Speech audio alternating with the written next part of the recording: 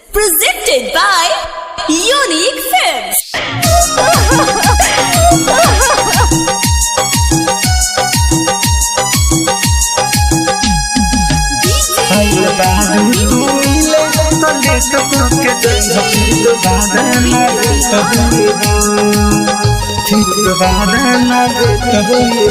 जिंदगी के आखिरी डेट होई हो, तुहर साथ हमार देख होई हो। आइल बारू तू मिले तो लेट कक जई हो, फिर दोबारा ना भेट हुई हो। आइल बारू तू मिले तो लेट कक जई हो, फिर दोबारा ना भेट हुई हो। जिंदगी के आखिरी डेट होई हो, तुहर साथ हमार देख होई हो।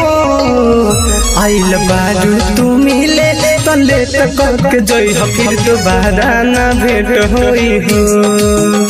आइल बारू तू मिले तो लेट करके जई हो, फिर दोबारा ना भेट होई हो।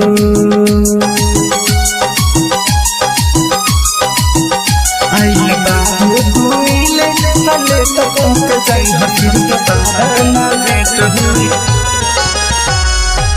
हमके भुला के तू रहिया खुशहाल हो, पियाबा के साथे जाके ससुराल हो।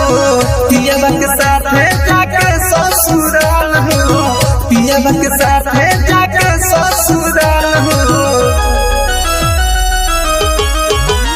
तोहर प्यार जान रेत होई हो, तोहर प्यार जान रेत होई हो।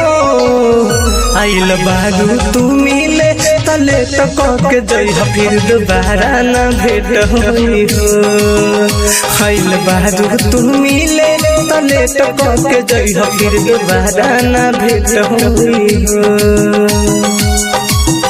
आइल बारू तू मिले तले तो कके जई हो, फिर दोबारा ना भेट होई हो, फिर दोबारा ना भेट होई हो। घायल मेरा तुंजे पर कस कोना टिकलू, बहिया छोड़ावे के कहवा से सिखलू। बहिया छोड़ावे के कहवा से सिखलू, बहिया छोड़ावे के कहवा से सिखलू। सच्चा प्यार डुप्लीकेट होई हो, सच्चा प्यार डुप्लीकेट होई हो। आइल बारू तू मिले तो लेट कके जई हो, फिर दोबारा ना भेट हुई हो। आइल बारू तू मिले तो लेट कके जई हो, फिर दोबारा ना भेट हुई हो। लकी डिजिटल रिकॉर्डिंग स्टूडियो मझौलिया।